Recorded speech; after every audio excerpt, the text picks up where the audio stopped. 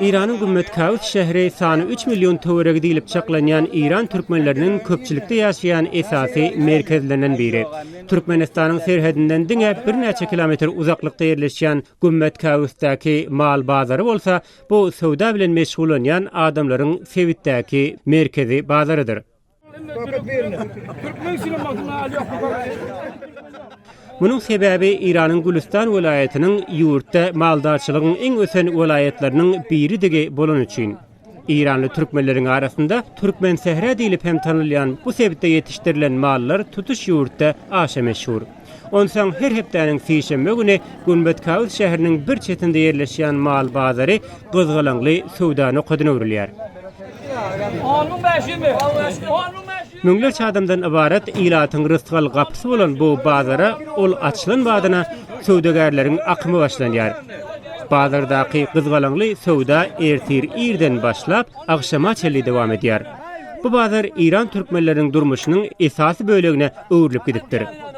Bazara diňe Gümmetkavus'tan däl İranyň beýleki vilayetlerinden we şäherlerinden gelýänler bar.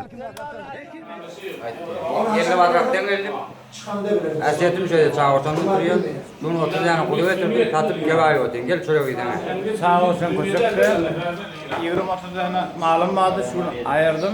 Şimdi şu an ya bir gevay Yani şunun mallarını satıp ben mal oturuyorum demek yani. Şunun mallarını satıp kızlarlarını alıp ben ne de tamamen varım deyip yolunda hakkı olursun, hakkı olsun deyip yollara sal oturuyorlar. Mal sowdasynyň gümmetli türkmenleriň esasy girdici çeşmelerinden biri bolanlygy sebäpli gümmetde bu sowda bilen uzak wagtdan bäri meşgullanyp gelýän adamlarym bar. Olardan käbirleri Azatlyk radiosu bilen söhbetdeşlikde şeýle görünberdiler. Şimdi meňe tanışymdan, oğlanlykdan men bilýän goýmak ýaşymda gosalmak çekdirdim. Kimden gosalacak diýerler, aman soňdan gosap gelip aýdatdylar. Şoň aman soňyň dädefi Allah rahmet etsin bir näsemden öse diniden aýtdyry.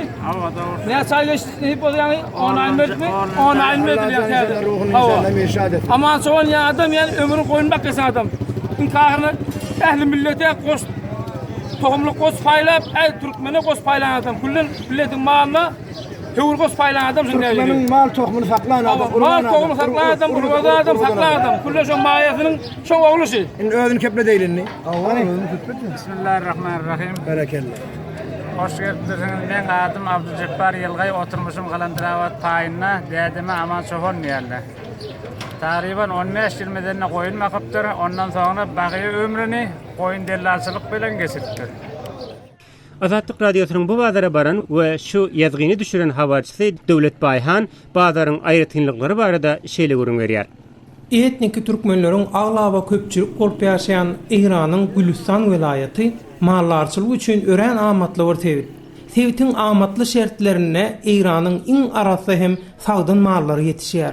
Şoň üçin Gümmetkavus şäherindäki mal bazar İran boýunça esasy rol oýnaýan mal bazara öwrülipdir. Gümmetkavus'un mal bazaryna İranyň ähli ýerinden mal dellallary gelýärler we satyn alan mallaryny tutuş ýurda ýaýradýarlar. Şoň üçin Gümmetkavus'un mal bazary sebitde ýaşaýan etnik türkmenleriň ýaşaýyşynyň esasy güzeran çeşmeleriniň biri bolup durýar.